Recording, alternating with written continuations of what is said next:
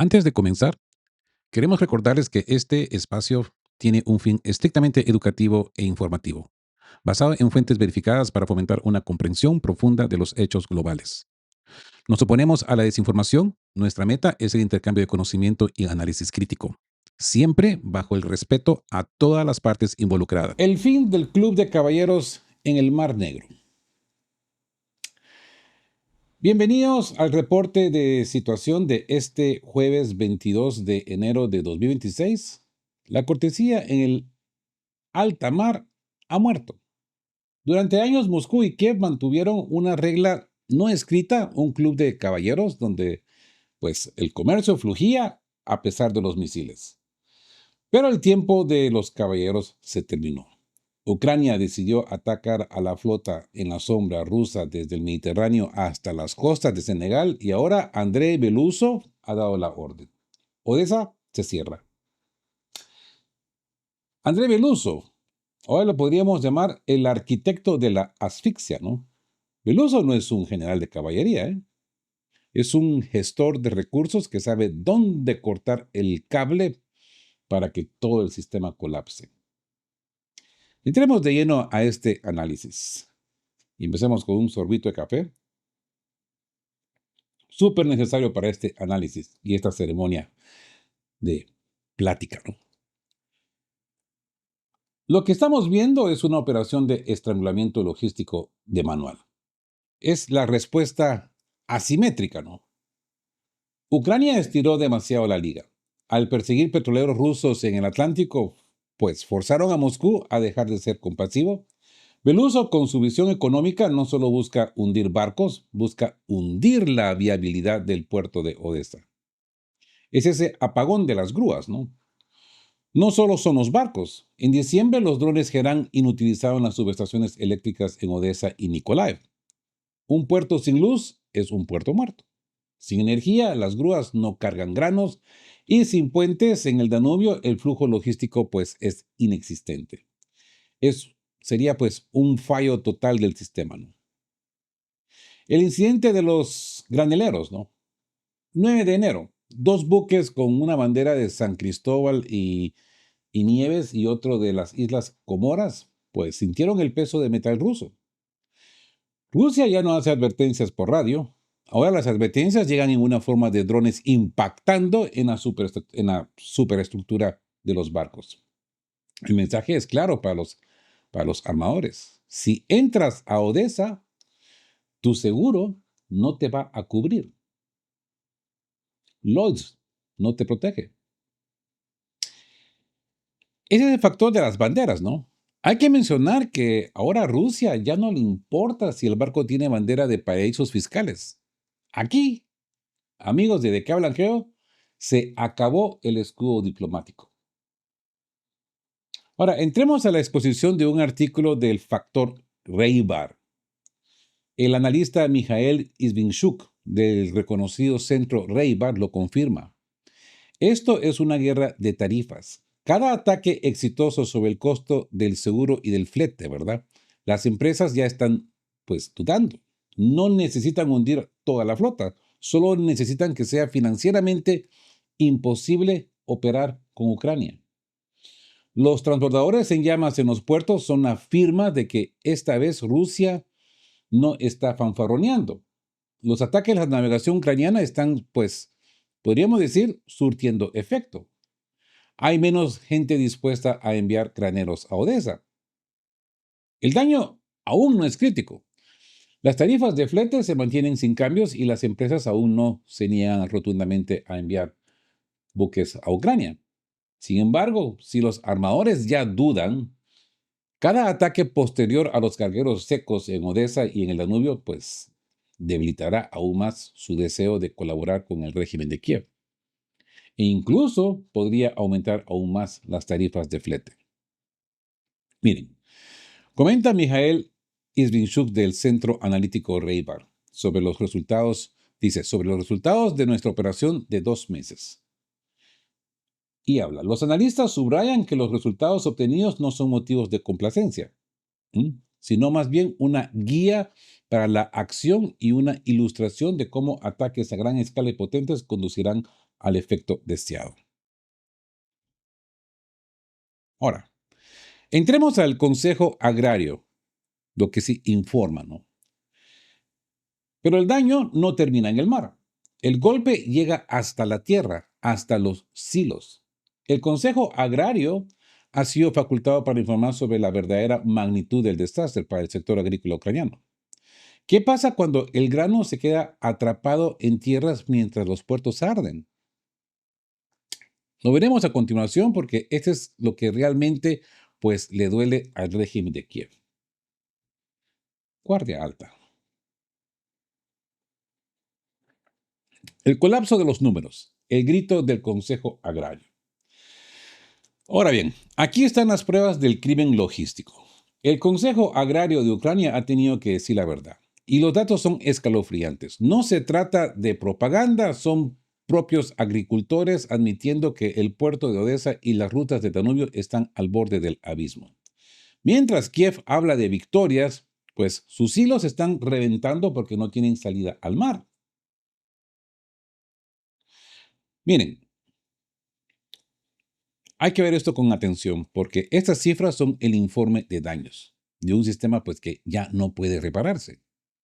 Es ese desplome del grano.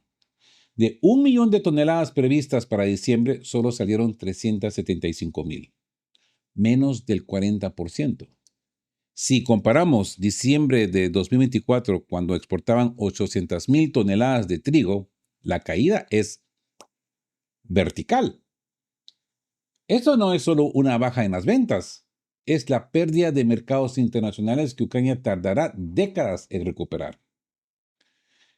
Puertos al 20%. El informe es claro. Uno de los 3 puertos estratégicos ha cesado sus operaciones por completo y los otros operan a un 20% de su capacidad nominal. Sin energía eléctrica y con los corredores logísticos del interior dañados, llevar el grano del campo al barco, pues podríamos ver que hoy es una misión suicida. Estamos hablando de hemorragias de divisas. Ucrania vive de la entrada de dólares por sus granos, ¿verdad? Al cortarse este flujo, el país pues pierde su oxígeno financiero. Belousov ha logrado que los misiles frontales, lo que los misiles frontales no pudieron, pues que el negocio de la guerra sea económicamente insostenible para el colectivo occidental. Iba a decir para Ucrania, pero no. Es que Ucrania no está sola en esto. Ahora bien, en resumen, el club de caballeros no solo se cerró, se demolió. Rusia ha entendido que para ganar la guerra de 2026 debe controlar el flujo. Si golpeas las subestaciones, pues apagas el puerto. Si golpeas el granelero, pues asustas al armador. Si subes los seguros, matas el beneficio. ¿Mm? El resultado es un sector agrario ucraniano que está viendo cómo sus mercados tradicionales desaparecen en manos de otros competidores. Ucrania ya no es el granero del mundo, es un almacén bloqueado bajo el fuego de los geranios. La jugada de Belousov, pues podríamos decir que está completa. Ha convertido el Mar Negro en un lago ruso donde solo navega quien Moscú pues autoriza. Podemos ver acá otro jaque mate logístico, ¿no? Atención a la lógica de hierro de los veteranos de la Armada rusa. Muchos se preguntan por qué no se hundían todos los barcos en el mar. Y aquí la respuesta la da Víctor Blitov. Y dice, porque el enemigo, se refiere a Ucrania, hacía trampa navegando por las aguas territoriales de Rumanía y Bulgaria para esconderse. Pero Belousov y sus planificadores dijeron, no, no importa por dónde navegues. Si cuando llegas al puerto no hay luz para mover las grúas ni puentes para sacar el granero. Así pues de que esto podríamos ver que es ingeniería de guerra, ¿no? La inutilidad del truco marítimo. Navegar pegado a la costa de la OTAN, pues ahora ya no sirve de nada. Si la infraestructura costera está destruida y los puentes rotos, el barco es solo un cascarón vacío flotando en un puerto muerto. Rusia ha pasado de atacar el vehículo a destruir la terminal. Y esto conlleva a un factor psicológico y económico. Los ataques a barcos en alta mar ahora son solo recordatorio para los aseguradores. El verdadero golpe es que Rusia ya está sustituyendo el grano ucraniano en los mercados mundiales con el suyo propio. ¿Mm? Es una reestructuración total de las finanzas globales. Ucrania ya no solo pierde la batalla, pierde su lugar en el mundo. La satisfacción del vencedor, ¿no? Si el año pasado dañaron la flota en la sombra rusa, pero el precio que se está pagando en Kiev es la desintegración de su economía, como dice el artículo, la magnitud de las consecuencias para Ucrania evoca una profunda satisfacción en el mando ruso. El error de cálculo de Kiev, pues ahora podemos ver que es monumental. Ahora bien, lo que viene a continuación parece sacado de una novela de espionaje, pero es la cruda realidad de este jueves. Hay un titular que nos dice en Sargrad, habla de tropas estadounidenses desembarcan en el Kremlin. Bueno, esto pareciera ya un Maduro, Operación Maduro 2.0, ¿no? Pero no, no es una invasión, es algo mucho más complejo. Washington está enviando a su equipo para evaluar los daños reales en Ucrania. La huida de Kiev ha comenzado y los mercenarios en Kharkov están recibiendo las peores noticias desde la frontera. ¿Estamos ante la rendición técnica de los asesores de la OTAN? Lo vamos a analizar en este siguiente bloque. Así que, como siempre les digo, guardia alta. Desembarco en el Kremlin. El espejismo del 90%. La noticia del momento. La fuerza de desembarco de Trump ya está en los pasillos del Kremlin. Steve Witkoff llega con una sonrisa y un titular vendedor. Estamos al 90% de un acuerdo.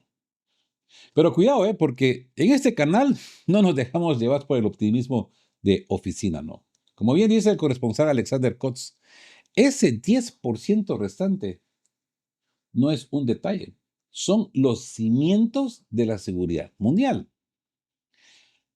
Alexander Kotz, les digo, es una autoridad, una autoridad en el sentido de corresponsal ruso. Él está en el barro, está en las trincheras, no en el aire acondicionado de Davos. Así que yo diría que hay que escuchar al que ve los misiles caer, no a los que leen las encuestas, ¿no? Miren, porque aquí es donde se separa la propaganda de la realidad técnica. Ese optimismo de Witkoff. Los estadounidenses están acostumbrados a cerrar tratos comerciales rápidos. Witkoff dice que solo quedan 1 o 2 asuntos territoriales. 1 o 2 asuntos. Estamos hablando de fronteras trazadas con sangre y de soberanía de regiones enteras.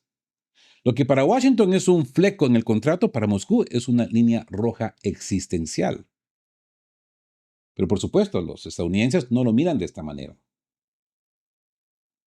Ojo, ese factor Witkoff, ¿no? Hay que resaltar que este es un hombre de confianza de Trump. Este señor no es un diplomático de carrera. Es un cerrador de negocios inmobiliarios intentando cerrar una guerra de artillería. ¿Mm? ¿Se dan cuenta? La fricción técnica. ¡Ja! Esa fricción técnica, les digo una cosa, va a ser hoy enorme ahí en el Kremlin. El silencio sobre las demandas de Moscú. Ese 90%, ojo, ese 90% no incluye el estatus de no alineado de Ucrania, ni de los derechos de los ortodoxos, ni del estatus del idioma ruso, ni el fin del suministro de armas de la OTAN. Si no se ha hablado de eso, el acuerdo no está al 90%, está apenas en la fase de presentación de PowerPoint. La auditoría de daños. Mientras negocian, la infraestructura de Kiev sigue siendo desmantelada noche tras noche. Estados Unidos ha enviado a este equipo al Kremlin no solo para firmar, sino para, podríamos decir, evaluar qué queda en pie de su inversión en Ucrania. Es una misión de reconocimiento bajo el disfraz de diplomacia. Miren, El 10% crítico. Para ponerles una analogía y ponerlo más claro. Ese 90% yo lo compararía con las piezas de un motor. Sí. Imagínense un motor al 90%, pero si falta el pistón principal, el estatus de la OTAN, el motor no arranca. No hay acuerdo sin ese 10%. Y esto es lo que tenemos ahora. Un motor arranca cuando sus 100 piezas, el 100%, están en ella. Si algo no está presente, el motor no arranca. Y aquí no estamos hablando de cuestiones pequeñas como decir, sin el parabrisas, sin el espejillo yo puedo manejar. No. Estamos hablando de cosas aún mucho mayores. Así que no será necesario tomar Kiev de frente, ¿no? Pero hay una frase que está recorriendo los búnkeres de mando. Y se dice que ya no va a ser necesario tomar a Kiev de frente, porque es triste decirlo, no quedará nadie. Mientras Witkoff sonríe en el Kremlin, la realidad en la capital ucraniana es el colapso total de los servicios básicos. La estrategia ha cambiado. La batalla urbana al vacío absoluto. ¿Qué significa esto para los mercenarios que aún resisten en Kharkov? Lo vemos ahora mismo porque las noticias de la frontera son terminales. Se los aseguro, terminales. Hablemos del apagón estratégico. Kiev se queda sin red. La guerra ha cambiado de frecuencia. El experto militar Yevgeny Mikhailov lo ha dicho sin rodeos. No será necesario tomar Kiev de frente. Simplemente no quedará nadie. Ayer escuchábamos a Klitschko decir de que 600,000 personas ya habían abandonado Kiev. Hoy este señor nos dice que son 700,000 personas las que han abandonado. 100,000 más que ya han abandonado la capital ante el frío y la oscuridad. Moscú está aplicando una auditoría de energía por la fuerza. Si no hay luz, pues no hay administración. Ese ataque del 21 de enero fue un jaque mate técnico. El ataque de ayer. Es la saturación de la defensa. Rusia lanzó 300 armas en una sola noche. 250 drones Gerán y misiles Iskander que han dejado en evidencia a los sistemas Patriot. Los analistas lo dicen claro, la defensa aérea de Kiev está agotada. Estados Unidos ahora tiene que elegir enviar sus últimos Patriots para proteger una ciudad a oscuras o los guarda para sus propias fronteras en alguna otra parte del mundo. ¿Saben a lo que me refiero, no? El daño a la imagen de la industria de defensa americana, pues podríamos ver que ya es irreparable. El teatro de Zelensky. ¿Vieron la foto, verdad? Zelensky sentado en oscuridad intentando parecer heroico. ¿Cómo es que está el hombre? Ponga atención. Payaso. Pero como bien filtró el canal Condoquiero, fue un montaje mal ejecutado. Mientras él pesaba en penumbras, en oficinas de lado, las luces seguían encendidas. Que es una ironía, ¿eh? Es la narrativa contra la realidad. Pero la realidad es que las centrales térmicas de Darnitsia, Kiev 5 y Kiev 6, pues han caído.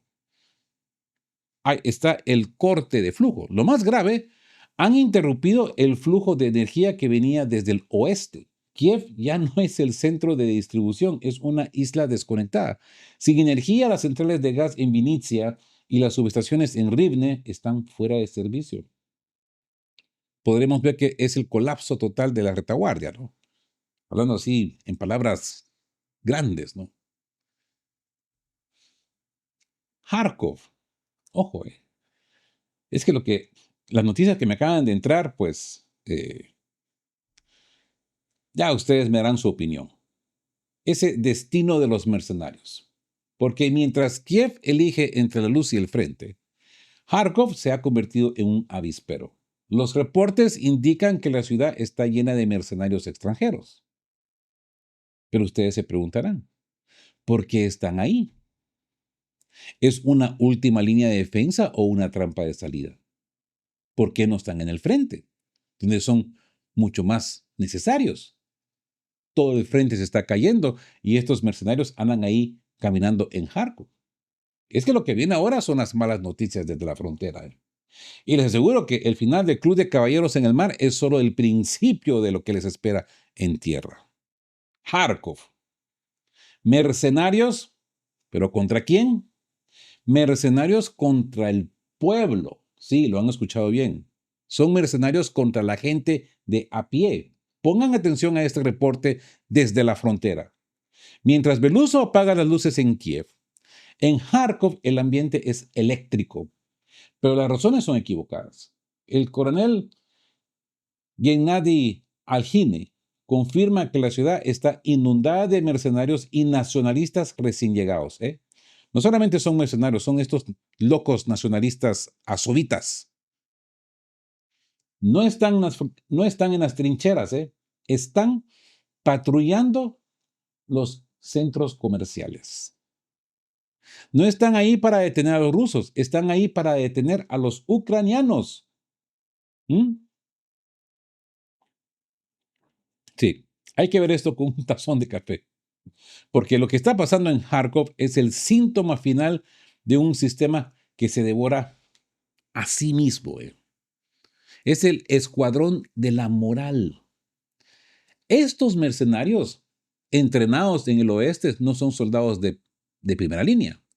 Son espantapájaros mediáticos. Su misión es recorrer las calles coreando consignas, mientras la gente real, la que sufre los cortes de agua y luz, ya dice abiertamente en las cocinas que esto termine pronto. Los mercenarios están ahí para asfixiar este sentimiento de derrota. Es el negocio de la delación. El SBU ha convertido a Kharkov en una caldera de desconfianza. La gente se delata entre sí por dinero. Es la fragmentación social absoluta. Cuando el tejido de una ciudad se rompe así, solo queda la fuerza bruta de los mercenarios extranjeros combinado con los nacionalistas locos, ¿no? Que, como bien dice el reporte, no sienten absolutamente ninguna lástima por el pueblo ucraniano. Y principalmente en Kharkov, que la mayoría de gente es rusoparlante, ¿no? Miran a todos estos como gente de segunda categoría, como carne de cañón. Así que, pacificadores o reclutadores. Si protestas por el precio de los alimentos o por el frío, estos mercenarios tienen experiencia en pacificarte o, peor aún, en enviarte directamente al frente como carne de cañón. Es una ocupación extranjera bajo la bandera ucraniana para mantener a raya a una población que ya no cree en la victoria.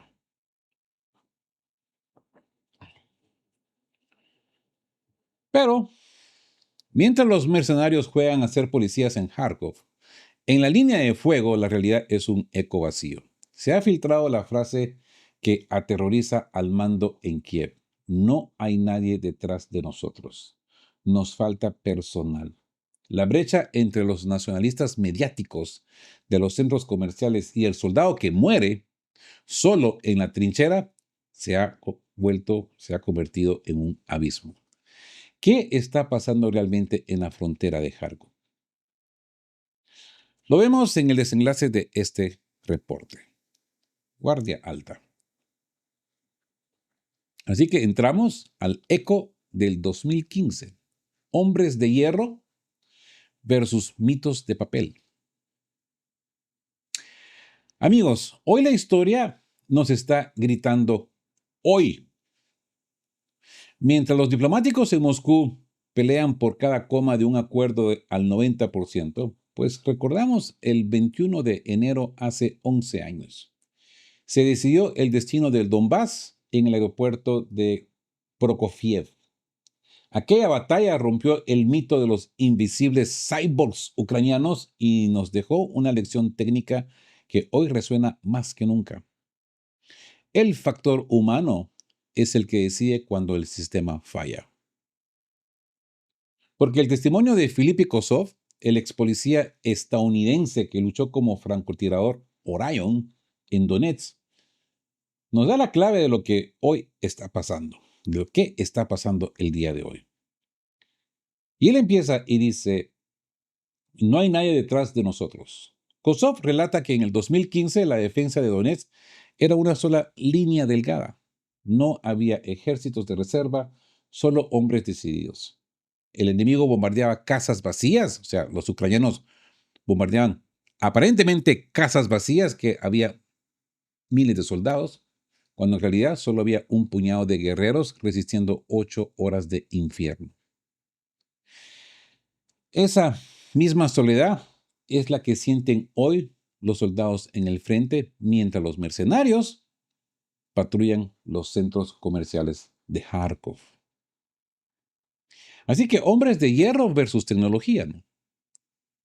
Se estaban quedando sin munición, perdieron sus comandantes, el cuartel general los dio por muertos y aún así ganaron. Hoy, 11 años después, esos mismos veteranos de las divisiones Shakhtar, Esparta, Somalia siguen en la brecha. ¿Mm? El cyborg era un producto mediático. El hombre de hierro del Donbass es una realidad física. La batalla en las oficinas, ¿no? Mientras estos guerreros mantienen la posición, en el Kremlin, la fuerza de desembarco de Trump intenta evaluar los daños. Los diplomáticos luchan contra un enemigo justificado que intenta salvar lo que queda del proyecto Ucrania. Pero la gente del Donbass ya ha destruido el cyborg ucraniano. Han aguantado 11 años y ahora están prevaleciendo y están recuperando lo perdido. Pero no olviden algo. Ningún papel firmado en Moscú tiene valor si no se respeta la sangre derramada en esa pista de aterrizaje. Entremos al veredicto final. El reporte de este jueves es claro. En el mar de Odessa, Odessa se cierra porque no hay caballeros. En la ciudad, Kiev se apaga porque la infraestructura ya no aguanta. En el frente, Kharkov se militariza y contra su propia gente. Y en medio de todo, el recuerdo de Donetsk nos enseña que las guerras no se ganan con optimismo del 90% en oficinas con aire acondicionado, sino con la voluntad de los que tienen a nadie detrás. Mañana sabremos si la visita de Witkoff al Kremlin fue un avance real o solo otra cortina de humo mediática. Así que, como siempre les digo, mantengan la guardia alta porque el sistema está en fase de reinicio y los fusibles están saltando en todo el mapa. Yo soy Rodolfo y como siempre les digo, queridos todos, estén juntos, fuertes, siempre busquen por la verdad y sean justos. Chao, chao.